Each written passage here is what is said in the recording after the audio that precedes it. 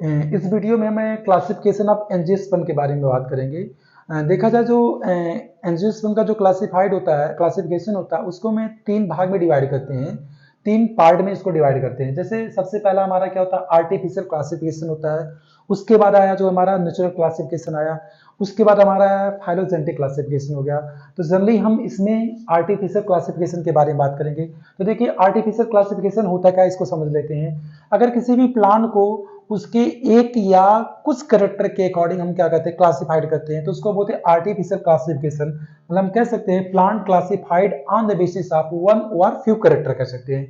अब इसमें artificial classification में सबसे पहले साइंटिस्ट आते हैं थियोफ्रास्टस। उसके बाद दूसरे साइंटिस्ट आते हैं कैरोलस लिनियस। इसके बाद और भी साइंटिस्ट आते हैं, लेकिन 2 साइंटिस्ट बहुत ज्यादा फेमस हुए हैं, इसलिए हम 2 साइंटिस्ट के बारे में ज्यादा चर्चा करेंगे। जैसे थियोफ्रास्टस की बात कर लें, ये जो ग्रीक साइंटिस्ट थे, मतलब कह सकते हैं ग्रीक नेचुरलिस्ट थे। इनको कहा जाता है फादर ऑफ बॉटनी। इनको कहा जाता है फादर ऑफ बॉटनी, मतलब बॉटनी के पितामह भी कहा जाता है। इनिटेटर ऑफ द प्लांट क्लासिफिकेशन। इन्होंने सबसे पहले जो है प्लांट क्लासिफिकेशन स्टार्ट किया था, इसलिए कह सकते हैं कि इन्होंने सबसे पहले आर्टिफिशियल क्लासिफिकेशन इन्होंने दिया था।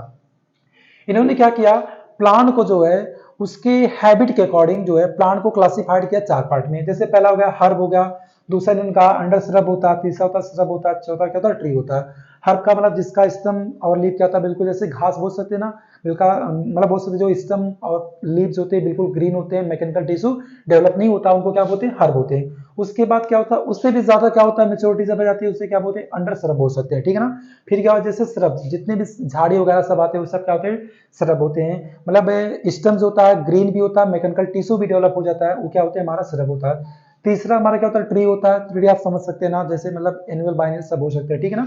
अब नेक्स्ट इन्होंने क्या किया, पौधों को उनके मेच्योरिटी के अकॉर्डिंग जो है, उनको परफेक्टा के अकॉर्डिंग जो है इन्होंने क्या किया, क्लासिफाइड किया। एनुअल प्लांट हो सकता है, बाइनियल प्लांट हो सकता है, पेरिनियल प्लांट भी हो सकता है। एनुअल क्या होता है, इसको समझते हैं। अगर कोई पौधा है, उसका वेजिटेटिव फेज और रिप्रोडक्टिव फेज दोनों जो है एक सीजन में कंप्लीट होता है, उसको हम क्या बोलते हैं, एनुअल प्लांट बोल सकते हैं। जैसे मतलब कह सकते हैं पौधे का विकास और जो है रिप्रोडक्शन दोनों जो होता है एक ही सीजन में कंप्लीट होता है, उसको हम बोलते हैं एनुअल बोल सकते हैं। जैसे हम कह सकते हैं अभी जैसे मूली होता है ना, गोभी होता है ना, जैसे ये सब क्या सकते हैं, जैसे एनुअल बोल सकते हैं। बानियल क्या होता है, मतलब ऐसा कोई पौधा जिनका रिप्रोडक्टिव फेज और वेजिटेटिव फेज, मतलब वेजिटेटिव फेज और रिप्रोडक्टिव फेज दोनों क्या होते हैं, 2 सीजन में कंप्लीट होते हैं, उन्हें बोलते हैं बानियल फेज, बानियल प्लांट बोल सकते हैं। नेक्स्ट होता है पेरिनियल होता है। पेरिनियल क्या होता है, इसको समझते हैं। अगर कोई पौधा जिनका वेजिटेटिव फेज और रिप्रोडक्टिव फेज दोनों क्या होते हैं, दोनों जो है 2 से ज्यादा सीजन में, 3 सीजन या 4 सीजन, मतलब 2 या 3 से ज्यादा सीजन में कंप्लीट होता है, उससे क्या बोलते हैं, पेरिनियल प्लांट बोल सकते हैं। सबसे इंपॉर्टेंट देखिएगा, थियोफ्रास्टस ने क्या किया था, एक बुक पब्लिश किए थे जिसको बोलते हैं हिस्टोरिया प्लांटरम। ये बुक जो होती है सबसे पुरानी बुक माना जाता है, मतलब ओल्डेस्ट बॉटनिस्ट बुक, मतलब बॉटनी की सबसे पुरानी बुक माना जाता है। इसमें इन्होंने क्या किया था, 500 प्लांट को क्लासिफाइड किए थे। दूसरे साइंटिस्ट की बात कर लेते हैं जो कैरोलस लिनियस होते हैं। कैरोलस जो लिनियस थे वो स्वीडन के साइंटिस्ट थे। इनको कहा जाता है फादर ऑफ टेक्सोनॉमी कहा जाता है, मतलब टेक्सोनॉमी के पितामह भी कहा जाता है। इनको ये भी मॉडर्न बॉटनी के पितामह कहा जाता है, मतलब father of botany, father of modern botany भी कहा जाता है। उसके बाद इन्होंने अपना कई बुक पब्लिश किया था, जिसमें से जो है फर्स्ट बुक जो पब्लिश हुआ था उसको कहते हैं सेक्सुअलिटी इन द प्लांट बोल सकते हैं।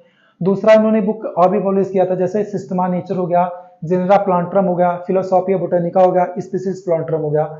इसमें से जो स्पीसीज प्लांटरम था, इन्होंने क्या किया, 7300 प्लांट को 7300 प्लांट को इन्होंने क्या किया था, क्लासिफाइड किया था। 7300 प्लांट के बारे में इन्होंने डिस्क्रिप्शन किया था। और ये जो प्लांट थे, इनका जो डिस्क्रिप्शन हुआ था, वो सारे प्लांट को जो है सेक्सुअल कैरेक्टर के अकॉर्डिंग, मतलब बोल सकते हैं कि कैरेक्टर ऑफ स्टेमन के अकॉर्डिंग उन्होंने क्लासिफाई किया था। जैसे कुछ स्टेम क्या होते हैं, बड़े साइज के होते हैं, कुछ छोटे साइज के होते हैं, कुछ का शेप अलग होता है, कुछ का डिस्टेंस अलग होता है, मतलब स्टेमन के अकॉर्डिंग उन्होंने क्या किया थे, क्लासिफाइड किया था। इसलिए इस टाइप के क्लासिफिकेशन को कहा गया जो है सेक्सुअल सिस्टम ऑफ क्लासिफिकेशन कहा गया। इन्होंने क्या किया था, जो 7300 प्लांट थे इसको 24 क्लास में इन्होंने डिवाइड किया था।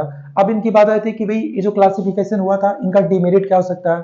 तो डिमेरिट की अगर बात करेंगे जो है, इन्होंने क्या किया था, सबसे बड़ा डिमेरिट इनका ये होता है कि प्लांट को सिमिलरिटी के बजाय जो है डिसिमिलरिटी के अकॉर्डिंग क्या किए थे, क्लासिफिकेशन किए थे।